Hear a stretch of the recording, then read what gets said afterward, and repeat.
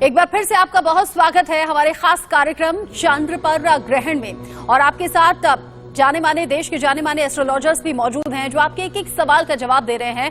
मन में चिंता इसलिए ज्यादा बढ़ गई है क्योंकि 15 दिन के अंदर अंदर ये दूसरी बाहर है जब ग्रहण का साया देखने को मिल रहा है और इसका प्रभाव कैसा होगा, क्या करना होगा, क्या नहीं करना होगा। ग्रहण चल रहा है तो क्या करें, ग्रहण से पहले क्या करें, ग्रहण के बाद क्या करें, ये बहुत से सवाल आपके जहन में होंगे। इन सभी सवालों का जवाब आप तक हम पहुंचा रहे हैं।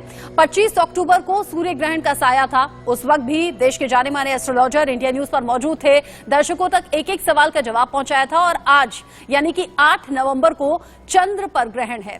ज्योतिष शास्त्र और विज्ञान दोनों ही तरीके से ग्रहण का अपना महत्व होता है, इसके प्रभाव भी कई होते हैं, अलग अलग राशियों पर इसका अलग अलग प्रभाव है। इसको लेकर डिटेल में हम बात भी कर रहे हैं। हमारे साथ जो एस्ट्रोलॉजर्स हैं उन्हीं के जरिए आपके सवालों का जवाब आप तक पहुंचाएंगे। पूजा भाटिया जी, अगर देश में अलग अलग हिस्सों में अलग अलग वक्त के हिसाब से इस चंद्र ग्रहण को देखा जा रहा है तो इसका प्रभाव आप देश पर कैसे देखती हैं, अंतर्राष्ट्रीय स्तर पर कैसे देखती हैं, पड़ोसी देशों से संबंधों को देखकर कैसे देखती हैं? देखिए, जो चंद्र ग्रहण का प्रभाव है, स्पेसिफिकली चंद्रमा जो है ये जल का भी कारक होता है। तो जब चंद्र ग्रहण होता है तो मून के गुरुत्वाकर्षण से सी में, ओशन में हाई टाइड्स आती हैं, तो कहीं ना कहीं जल जहां पे है, तटीय इलाके हैं, वहां पे प्रॉब्लम क्रिएट होती है। इसकी वजह से हमारे जो प्रॉब्लम्स आ सकती हैं, नेचुरल कैलेमिटीज, ठीक है, जैसे कि हैवी रेनफॉल हम कहीं कहीं एक्सपेक्ट कर सकते हैं। जहां जहां कोस्टल एरियाज हैं वहां पे हम तूफान, तेज मूसलाधार बारिश, इस तरह की प्रॉब्लम, सुनामी जैसे, ये नेशनल और इंटरनेशनल लेवल पे इसका इम्पैक्ट आ सकता है। तो कहीं ना कहीं नेचुरल कैलामिटीज का बहुत मेजर इम्पैक्ट रहता है जब भी ग्रहण होता है। तो अगर हम इंडिया की बात कर रहे हैं तो इंडिया में जो है ये इंडिया की मेष लगन की कुंडली है और 12वें भाव में ये ग्रहण लग रहा है। तो 12वें भाव में ग्रहण जो है इंडिया के लिए तो काफी हद तक पॉजिटिव रहेगा, क्योंकि नेशनल लेवल पे, इंटरनेशनल लेवल पे, वर्ल्ड लेवल पे इंडिया का जो है अस्तित्व उभरता हुआ नजर आ रहा है और इंडिया के लिए ग्रहण काफी हद तक पॉजिटिव रहेगा। लेकिन जो सामाजिक अराजकता है वो बढ़ती हुई नजर आ रही है, क्योंकि चंद्रमा जो है मन का कारक है और मासेस का भी कारक है। तो कहीं ना कहीं मासेस में रेस्टलेसनेस हो सकती है, लोग एजिटेट हो सकते हैं। और अगर हम पड़ोसी देशों की बात करते हैं तो जैसे पाकिस्तान की मेष लगन की कुंडली है, तो पाकिस्तान में बहुत ज्यादा रेस्टलेसनेस और पॉलिटिकल डिस्टर्बेंस होने के चांसेस नजर आ रहे हैं, जो अभी पीछे हुआ भी है। और इसके अलावा जैसे कि हमारे जल की यदि हम बात कर रहे हैं तो इंडिया के जो नेवी बॉर्डर्स हैं, जो हमारे समुद्री तट सुरक्षा बल है, उनको बहुत ज़्यादा सतर्क रहने की ज़रूरत है, क्योंकि वहाँ के रास्ते हमारे पे कहीं ना कहीं खतरा बन सकता है और हमें जो है बहुत ज़्यादा सतर्क होने की ज़रूरत है। जो हमारी नेबरिंग कंट्रीज़ हैं जैसे कि चाइना हो गया, पाकिस्तान हो गया, उनके साथ थोड़ी सी गर्माहट के हमें ऐसे आसार नज़र आ रहे हैं, क्योंकि चंद्र ग्रहण का प्रभाव कहीं ना कहीं होगा, लोगों का माइंड डिस्टर्ब होगा, नेगेटिव थॉट्स बहुत आएंगी। चंद्रमा जब ग्रसित हो जाता है तो नकारात्मक ऊर्जाएं बहुत आती हैं, माइंड में नेगेटिव थॉट्स बहुत आते हैं।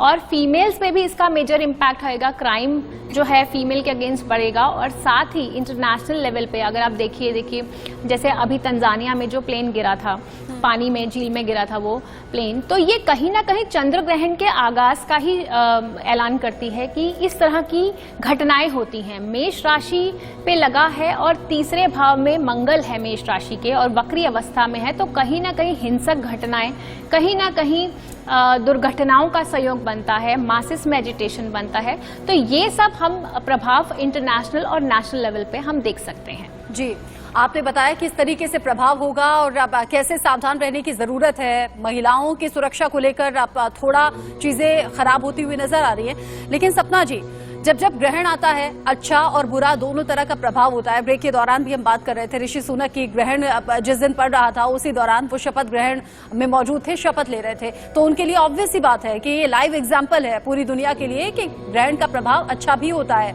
अब सवाल दूसरा ये कि कैसे पहचाने कि मेरी राशि में अच्छा प्रभाव होगा या नहीं, कहीं बुरा तो नहीं है, और ये प्रभाव कब तक रहेगा। साल का आखिरी चंद्र ग्रहण है, लेकिन प्रभावी कब तक रहेंगी इसकी चीजें? देखिए, बाकी सबकी बातें भी मैं सुन ही रही थी और बिल्कुल आम भाषा में यदि जो हमारे व्यूअर्स हैं उन तक अपनी बात पहुंचाना चाहूं तो जैसे एक बच्चे के जीवन में माता और पिता होते हैं, इसी तरह जन्म पत्रिका में पिता आप सूर्य को समझ लीजिए और माता आप चंद्रमा को समझ लीजिए। दोनों का होना जरूरी है। काल पुरुष की लग्न कुंडली में चंद्रमा है, यानी आपका शरीर, आपकी आत्मा, आपकी फिजिक, इस समय यदि आप देखेंगे जैसे डेंगू का प्रभाव बहुत ज्यादा बढ़ रहा है, फिजिकली लोग जो हैं इस समय कहीं परेशान रहेंगे बहुत ज्यादा। अब दूसरी बात ये कि चंद्रमा मन का कारक है, चंद्रमा माता का कारक है। जब कभी पूर्णिमा होती है, ये इस तरीके की थीसिस भी गूगल पे अवेलेबल हैं कि सबसे ज्यादा रॉबरी, रेप केसेस, लड़ाई झगड़े पूर्णिमा के दिन होते हैं, क्योंकि मन का कारक है। जब चांद पूरा होता है तो इस तरीके की नेगेटिव फोर्सेस बड़ी तेजी से व्यक्ति के अंदर बूम करती हैं, यानी चंद्रमा का सीधा सीधा असर आपके मन पर होता है। चंद्रमा के समय में टाइड्स, लो टाइड्स, हाई टाइड्स आती हैं। गर्भवती महिलाओं को कहा जाता है कि आपको बाहर नहीं निकलना है, आपको मेहनत नहीं करनी है, आपको प्रभु पूजन करना है, क्योंकि हमारे हिंदू धर्म शास्त्रों में हर चीज को देवी देवताओं से, कहानियों से, किस्सों से, पूजा पद्धति से जोड़कर कहा गया। लेकिन इसका साइंटिफिक कारण क्या है कि जो फ्लूइड महिला के गर्भाशय में होता है, जो बच्चे को किसी तरह से सेफ रखता है, दरअसल उसमें वही केमिकल सॉल्ट पाया जाता है जो समुद्र में जो सॉल्ट पाया जाता है, समानता है। तो ऐसा कहा जाता है कि जब ग्रहण के समय में, एक्लिप्स के समय में समुद्र में भी टाइड आती है तो महिला का जो बच्चा है उसके जीवन को नुकसान हो सकता है। इसलिए जो मैरिड लेडीज हैं, जो प्रेग्नेंट लेडीज हैं, उनको बहुत ज्यादा ध्यान रखना चाहिए। अब बात आती है कि किसी के लिए तो ये बहुत अच्छा रहा और किसी के लिए बहुत खराब रहा।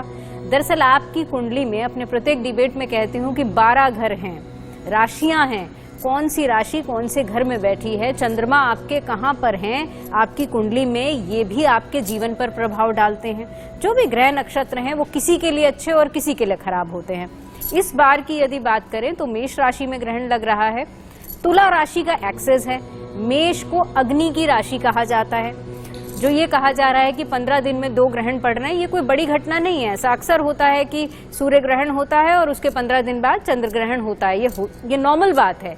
लेकिन बात ये है कि क्योंकि अग्नि की राशि में ग्रहण है और इस तरीके का पास्ट हिस्ट्री में देखा गया है कि जब ये जो 15 दिन है, इस समय में आग लगना, वायु दुर्घटनाएं होना, किसी तरीके की नेचुरल कैलेमिटीज का आना, लोगों में झगड़ा होना, किसी बड़े राजनेता का दुर्घटना में मृत्यु होना, देश में ऐसी कोई घटना होना जिसमें मासेस इफेक्ट होते हैं, ये हमेशा ही होता है। इसलिए आपको इन चीजों का ध्यान रखना चाहिए। जितने घंटों तक ग्रहण चलता है, मान लीजिए ग्रहण 4 घंटे है, तो अगले 4 महीने तक इस ग्रहण की अवधि मानी जाती है और इस तरीके की दुर्घटनाएं होने की संभावनाएं होती हैं। क्योंकि मेष राशि में ग्रहण लग रहा है, तुला राशि का एक्सेस बन रहा है। तुला राशि होती है व्यापार की राशि, लेन देन की राशि। तो तुला राशि में इस बार प्रॉब्लम ये होगी, यानी लोगों के व्यापार को इफेक्ट करेगा। यदि आप वर्ल्ड मार्केट की बात करेंगे, वहां पर बहुत तेजी से ये सपना जी, चूंकि आप राशि के हिसाब से इस ग्रहण का प्रभाव बता रही हैं, आप बताइएगा। साथ ही आपने कहा कि ग्रहण आम बात है, लेकिन मेरा सवाल फिर इसलिए है कि दिवाली और देव दीपावली के दिन अगर ग्रहण है तो किस तरीके से अलग है और इसके संकेत क्या है, आप ये बताइएगा। लेकिन पहले ग्रहण की कुछ तस्वीरें आनी शुरू हो गई हैं, वो दर्शकों को हम दिखा देते हैं। और ये ग्रहण की जो शुरुआती तस्वीर है वो आने अलग अलग हिस्सों में शुरू हो गई हैं, क्योंकि देश के अलग अलग हिस्सों में इसे अलग अलग तरीके से देखा जाएगा। फिलहाल ये न्यूयॉर्क की तस्वीरें सामने आई हैं। न्यूयॉर्क, जहां पर चंद्र पर ग्रहण लगना शुरू हो गया है और ये जो चांद करीब करीब आधे से थोड़ा सा कम है, जो कि अब ढकना शुरू हो गया है। और ऐसे ही इस ग्रहण का असर बढ़ता जाएगा वक्त के साथ साथ, और इसे हिंदुस्तान में भी अब से थोड़ी ही देर बाद देखा जाएगा। अलग अलग जगहों के ग्रहण की तस्वीरें भी हम आपको दिखाएंगे। सपना जी, मेरी बात का जवाब आप दे दीजिए, क्योंकि आम लोगों के जहन में ये सवाल जरूर होगा। देखिए, ग्रहण पड़ना आम बात नहीं है, लेकिन असल बात यह है कि इस अवधि में आप हर चीज का एक टाइम फिक्स करते हैं ना। जैसे आपको किसी से मिलना है तो वो एक समय है, आप कोई पूजन करते हैं तो उसका एक समय है, आप अपने घर में गृह प्रवेश करते हैं तो उसका एक समय है।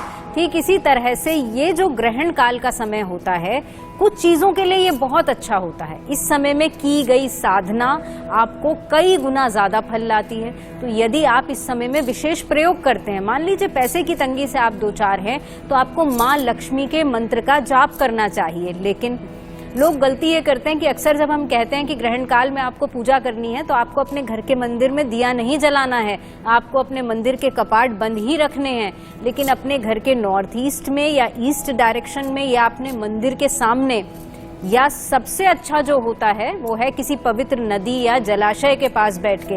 इसीलिए आप देखेंगे कि धर्म नगरियों में आज के दिन बहुत भीड़ होती है, जहाँ पर भी माँ गंगा, माँ यमुना, माँ सरस्वती हैं, वहाँ पर लोग नदी किनारे बैठकर, गंगा किनारे बैठकर पूजन अर्चन करते हैं, हवन करते हैं।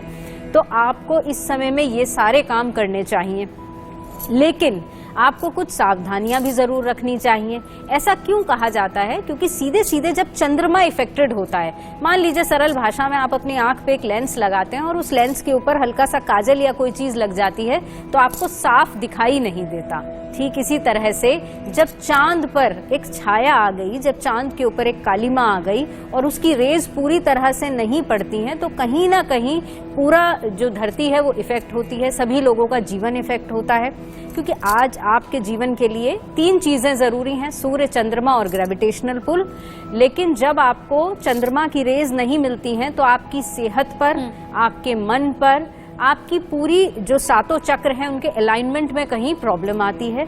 इसीलिए चंद्र ग्रहण या सूर्य ग्रहण के समय में उपासना करनी चाहिए। उपासना करनी चाहिए, लेकिन ये उपासना कैसे की जाए, किन का नाम लिया जाए, किन का मंत्र लिया जाए, ये आम लोगों के जहन में सवाल जरूर आ रहे होंगे। और इसी बीच एक और एस्ट्रोलॉजर हमारे साथ जुड़ गए हैं, डीपी शास्त्री जी। डीपी शास्त्री जी, बहुत स्वागत है आपका स्टूडियो में। सवाल मेरा सुरेश कौशल जी आपसे है। अब जब हम आराधना की सिद्धि की बात कर रहे हैं, जो नॉर्मल लोग हैं, जो आम लोग हैं, जो सुबह शाम थोड़ी देर मंदिर में बैठ जाते हैं, दिया जलाते हैं और जो जैसे जिसको आता है उस हिसाब से ऊपर वाले को, ईश्वर को याद कर लेते हैं, आम लोगों को नॉर्मल भाषा में आप क्या समझाएंगे, कैसे समझाएंगे? मंदिर में दिया तो नहीं जलाना है, मंदिर का पर्दा लगा देना है या फिर कपाट बंद कर देने हैं घर के मंदिर की, लेकिन अगर ऊपर वाले की आस्था करनी है तो क्या वो आसान मंत्र होगा जिसे करें भी और ग्रहण के दुष्प्रभाव से बचे भी? देखिए, एक तो बहुत सारी शुभकामना भी देना चाहिए, क्योंकि चंद्र ग्रहण जो है सो एक साधना काल होता है और साधना में शक्ति की प्राप्ति होती है, शक्ति से कामना की सिद्धि होती है। आप उल्टा नाम जपत जग जाना, वाल्मीकि भय ब्रह्म समाना। आप भगवान के नाम किसी न किसी रूप में ले सकते हैं। अगर आप संस्कृत के स्टूडेंट हैं तो विष्णु सहस्त्र नाम पढ़ें, राम रक्षा स्तोत्र पढ़ें, नहीं तो ओम नमो भगवते वासुदेवाय भगवान का सबसे सरल मंत्र है। और पंच तत्व की पूजन में भगवान शिव की पूजन है। नमः शिवाय जो है अग्नि तत्व है, वायु तत्व है, जल तत्व है, पृथ्वी तत्व है, आकाश तत्व है। तो ओम नमः शिवाय मंत्र के जप करें। इस ग्रहण काल में गुरु मंत्र के जप करें, माँ शक्ति की उपासना करें। ओम ऐं ह्रीं क्लीं चामुंडाई विचे नमः मंत्र है। ओम जयंती मंगला काली भद्रकाली कपालिनी दुर्गा क्षमा शिवा धात्री स्वाहा सुधा नमस्तुते महामाई के मंत्र के जप करें। और चंद्रमा का एक लघु मंत्र है, ओम श्रांग श्रीं श्रौं सह चंद्रमसे नमः। इस मंत्र को जप करें। आपकी जन्मांग चक्र में, कुंडली में चंद्रमा की क्या स्थिति है, उसी हिसाब से ग्रहण का प्रभाव आपके जीवन में लगेगा। क्योंकि इसका प्रभाव समुद्र पे ज्यादा है। समुद्र के कारण क्यों? क्योंकि चंद्रमा की उत्पत्ति समुद्र से है, जल से है। माँ लक्ष्मी का भाई है, भगवान विष्णु के साला है, भगवान शिव का साड़ू है। और इसकी जो 27 पत्नियां हैं, अश्विनी से लेकर रेवती नक्षत्र तक, सब माँ भगवती पार्वती की बहन है। इसीलिए संबंध में भी दक्ष प्रजापति का दामाद है, ब्रह्मा के परिवार से इनका डायरेक्ट संबंध है। घबराना नहीं है। आपके जीवन में 70% चंद्रमा का रोल है। आपके बॉडी में जो जल तत्व है वो चंद्रमा का है। इस धरा पे, पृथ्वी पे भी जो जल है वो चंद्रमा का है। अच्छा, आपने कह दिया है कि डरना नहीं है, घबराना नहीं है, तो इस डर को दूर करने का काम ही देश के जाने माने एस्ट्रोलॉजर्स के जरिए हम करवा रहे हैं। सुरेश कौशल जी, अगला सवाल मेरा आपसे है। अब ग्रहण तो लग रहा है, लेकिन ग्रहण कब से शुरू होगा, सूतक काल कब से शुरू हुआ है, ग्रहण के दौरान क्या खाना पीना नहीं है, इसको लेकर जानकारी दर्शकों को जरूर दीजिए। देखिए, अभी स्वामी जी बात कर रहे थे। सबसे पहली बात तो ये है कि जो ग्रहण दृश्य है उसी पे ध्यान मत दें। पृथ्वी में जो ग्रहण आरंभ हुआ है उस समय को ध्यान से देखें। मालिन्य 1:30 बजे आरंभ हो चुका है। ग्रहण का आरंभ जो है 2:39 पर है।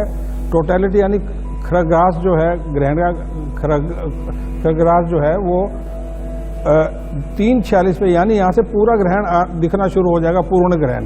और टोटलिटी जो है वो 4:29 है, यानी पूर्ण ग्रहण जो थोड़ा सा ग्रहण से चंद्र बाहर निकलना शुरू हो जाएगा 5:12 पे है, ग्रहण का समाप्त 6:19 पे है।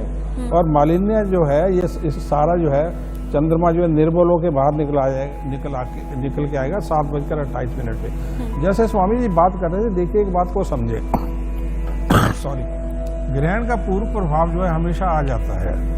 अब मोरबी की घटना हो या पानी की जो भी घटनाएं हो, यहाँ पे जो समुद्र की जो बात हो रही है, आपके शरीर में जो समुद्र है, जो 70% जल है वही आपका समुद्र है, उसमें उथल पुथल हो रही है।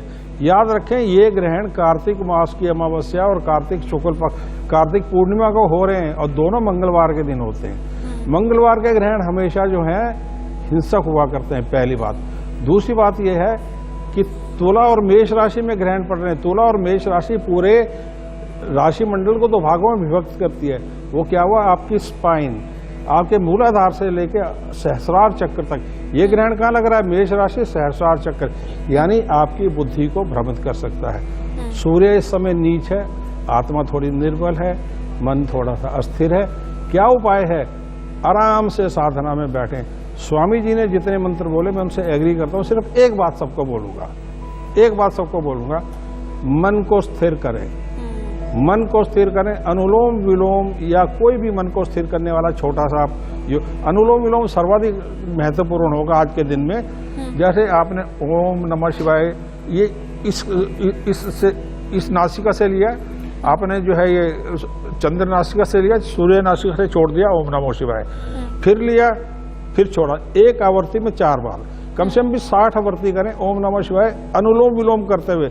आप देखिएगा आपका मन कितनी जल्दी स्थिर होता है, क्योंकि जो भी घटनाएं होंगी आपके मन की अस्थिरता के कारण होंगी। हाँ। और मूलाधार चक्र से लेकर सहस्रार चक्र यानी स्पाइन जो पूरी आपकी है वो प्रभावित हो रही है। आपका शरीर का मन का जो बैलेंस है वो प्रभावित हो रहा है तुला राशि में ग्रहणों के लगने से। कार्तिक मास के ग्रहण अत्यधिक महत्वपूर्ण हुआ करते हैं। वेदों के दृष्टिकोण से ये इसलिए भी महत्वपूर्ण है कि वेदों में कहा गया कि हर ग्रहण का स्वामी होता है। हाँ। ग्रहण के स्वामी ब्रह्मा, चंद्र, इंद्र, कुबेर, वरुण और अग्नि हुआ करते हैं और यम। इस ग्रहण का कोई स्वामी नहीं है। कहा गया जिस ग्रहण का कोई स्वामी ना हो वो ग्रहण हिंसक होता है। हिंसक कहाँ होती है, मन की और शरीर की। शरीर की हिंसा से बचने के लिए घर में रहें, बाहर ना निकलें। और दूसरे, ये भरणी नक्षत्र के ग्रहण को वेदों में कहा गया है अग्निमंडल का ये ग्रहण है। अग्निमंडल के ग्रहण में क्या होता है, हिंसा होती है। इस ग्रहण में जो है नॉनवेज बढ़ जाता है, रेप्स बढ़ जाते हैं। ये सिर्फ वेदों की बात कर रहा हूँ मैं। मतलब आप अस्थिरता की तरफ इशारा कर रहे हैं और मन को स्थिर रखने के लिए आप कह रहे हैं कि ऊपर वाले को याद कीजिए या फिर अनुलोम विलोम का सहारा भी ले सकते हैं। यानी अनुलोम विलोम को देखिए, किसी भी मंत्र को आप साधारण रूप से जब आप जाप करेंगे असर उतना नहीं होता। देखिए जीव से करेंगे कम होता है, मन से करेंगे बहुत ज्यादा, क्योंकि मन में ब्रह्मा का स्थान है। देखिए आपका शरीर एक मंदिर है, आपको आपके मंदिर आज बंद है ना, कपाल बंद है, आपका शरीर एक मंदिर है। ब्रह्म स्थान में जो आपका जो ब्रह्म स्थान है वहाँ पे स्थित, वहाँ पे ओम स्थापित है। वहां से मंत्र को बोलना शुरू करें और योग की मुद्रा में जाके ओम नमः शिवाय साधारण रूप से करेंगे, असर कम होगा। अनुलोम विलोम करेंगे उसके द्वारा करेंगे ओम नमः शिवाय, ओम नमः शिवाय, उसका प्रभाव बहुत ज्यादा होगा। मन स्थिर होगा, शरीर स्थिर होगा। आप आराम से सुखासन में बैठ के करिए, 15-20 मिनट करिए, देखिए आपका सब कुछ स्थिर हो रहा है। सिर्फ आपको आने वाले कम से कम भी 3 माह तक मांसाहार, मद्यपान, सिगरेट, शराब इत्यादि से बचना होगा। इसका मतलब आप वैज्ञानिक तौर पर भी बता रहे हैं, धार्मिक तौर पर भी बता रहे हैं, ऊपर वाले को याद भी करना है, लेकिन साथ ही साथ अपने शरीर को आपको स्वस्थ रखने के लिए भी कोशिश करनी है, मन एकाग्र करना है, मन स्थिर करना है। लेकिन ज्योति जी, बात क्या है कि अपने परिवार वालों का ध्यान तो हम दिला सकते हैं कि ऐसे ऐसे आप मन शांत कीजिए। चंद्रमा मन का कारक हुआ, मन को स्थिर रखना है। अस्थिरता बढ़ेगी तो फिर अशांति हो सकती है, हिंसा की तरफ भी चीजें जा सकती हैं। अपना और अपने परिवार का ध्यान हम रख सकते हैं, लेकिन देश की राजनीति में भी कोई प्रभाव आप देखती हैं क्या? और ग्रहण का असर कई बार ग्रहण के बाद में जो उसके इफेक्ट्स होते हैं वो प्राकृतिक आपदा के तौर पर भी सामने आते हैं। ऐसा कुछ देख रही हैं क्या? देखिए रचना जी, पहली बात तो मैं आपको ये बताऊं कि जो ग्रहण है वो हमेशा सूर्य को लगता है और चंद्रमा को लगता है। सूर्य जो है वो राजा है और जो चंद्रमा है उनको रानी माना गया है। तो इसका मतलब ये पुराने जो हमारे जमाना था उस टाइम पर जो ग्रहण थे कहते थे उससे सिर्फ राजा प्रभावित होता है।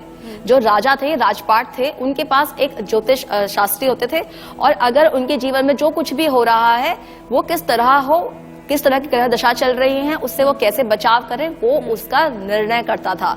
यानी कि ये कि उस वक्त पर ज्योतिष शास्त्र जो था वो आम जनता के लिए नहीं था, वो पर्टिकुलरली राजाओं के लिए होता था। एक देश को किस तरह से संचालित किया जाए, राजा पर कोई आपदा ना आए, इसके लिए होता था। अब आप देखिए जब सूर्य ग्रहण आया तो जो भारत की जन्म पत्री है वो है वृषभ लगन की और उसका जो 6वां स्थान है वहां पर 7वें नंबर की राशि तुला पड़ती है। ठीक वैसे ही साउथ कोरिया का लगन भी वृषभ का था, उसके भी 6वें स्थान पर 7वीं राशि तुला है। 6वां स्थान है एक्सीडेंट्स का और 7 नंबर जो तुला है वो दर्शाता है मासिस को। तो आप देखिए जिस तरह की घटना गुजरात में हुई और बहुत संख्या पे जनहानि हुई, उसी तरह से साउथ कोरिया में भी ऐसी ही घटना हुई और लगभग जो लोगों की जनहानि थी, जो मासिस में जो लोग मरे, उनकी जो गिनती है लगभग एक जैसी ही थी। तो आप इससे ये समझ सकते हैं कि जो ग्रहण है उसका असर आपको देखने को जरूर मिलता है। अब जब आम लोगों की आप जो बात कर रहे हैं तो मैं आपको एक बात बताती हूँ कि हम बात कर रहे हैं मंत्रों की। अब जिसको ज्योतिष शास्त्र का ज्ञान है वो जानता है कि आप इष्ट मंत्र कर सकते हैं, आप अपने देवताओं का मंत्र कर सकते हैं, गुरु मंत्र कर सकते हैं और आपकी राशि में जो 5वां स्थान है वहां जो राशि है उसका मंत्र कर सकते हैं, वहां पर जो ग्रह है उसका मंत्र कर सकते हैं। लेकिन अगर आपको उसकी जानकारी नहीं है और आजकल के जो यंगस्टर्स हैं वो इस बात को कई बार मानते नहीं है, समझते नहीं है, तो आप उन्हें क्या समझाएं। देखिए हमारे जो शास्त्र है ना बहुत ही डिकोडेड तरीके से लिखे गए हैं। वो कहते हैं कि ग्रहण पर आप बाहर मत जाइए। बाहर मत जाइए का अर्थ क्या है, आप घर पे रहिए। अब घर पे रहकर आप ध्यान कीजिए। तो ये जो दिन है इस वक्त पर एनर्जी लेवल बहुत ज्यादा होता है, इसलिए इसे सिद्धियों का दिन, साधना के लिए सबसे शक्तिशाली दिन माना गया है। जब भी सूर्य ग्रहण हो, चंद्र ग्रहण हो, लोग सिद्धियां प्राप्त कर देते हैं। तो यदि आप साधक नहीं है तो आप किस चीज में सिद्धि प्राप्त करेंगे? आपके लाइफ में जो कोई भी गोल है ना उसके बारे में आप चिंतन कीजिए और घर के भीतर रहिए। भीतर मतलब आप अपने भीतर चिंतन कीजिए। देखिए अगर आप कभी किसी से पूछने जाएं कि वो जिंदगी में क्या चाहते हैं तो ज्यादातर लोग इस बात का जवाब नहीं दे पाते क्योंकि उनके जो विजन है वो क्लियर ही नहीं होता है। लेकिन ये जो दिन है वो विजन क्लियर करने का दिन है। अगर आपको कोई मंत्र नहीं आता है तो कम से कम आप ध्यान में तो बैठ ही सकते हैं और कुछ नहीं तो कम से कम पंचाक्षरी मंत्र कर सकते हैं, ओम नमः शिवाय। वो भी ना हो सका तो ओम का उच्चारण कीजिए और कुछ भी नहीं कर सकते तो कम से कम मेडिटेट कीजिए और सोचिए जीवन में आपको कहाँ जाना है। तो आपके जीवन में कई सारी जो परेशानियां हैं ना वो यहीं से सॉर्ट आउट होनी शुरू हो जाएंगी। जी बहुत आसान तरीके से आपने बताया है कि जीवन में पॉजिटिविटी का आगमन कैसे हो और क्या वो छोटी छोटी कोशिशें हो सकती हैं और ये बेहद आसान तरीके भी हैं। ज्योति जी जैसे कि आपने बताया, हम प्रभावों की बात कर रहे हैं, हम दुष्प्रभावों की भी बात कर रहे हैं। हाँ आप कहिएगा, डीपी शास्त्री जी अभी कहिएगा, सुरेश कौशल जी आपके पास भी आऊंगी। लेकिन चूंकि मुझे इंतजार था अच्छे प्रभावों का जो कि आचार्य नंदलाल जी ने इशारा दिया था, संकेत दिया था, लेकिन मैं आपसे सवाल करती इससे पहले पीसीआर से मुझे कमांड आ गई है, एक कमर्शियल ब्रेक मुझे यहाँ पर लेना है। ब्रेक से लौटेंगे तो पहला सवाल मेरा आचार्य नंदलाल जी से होगा। नंदलाल जी वो लिस्ट आप तैयार कर लीजिएगा कि ग्रहण से अच्छा परिणाम क्या निकलने वाला है, अच्छे प्रभाव क्या होंगे, क्योंकि अच्छी खबर भी दर्शकों तक पहुंचाना हमारी जिम्मेदारी है। एक छोटा सा ब्रेक, लौट रहे हैं।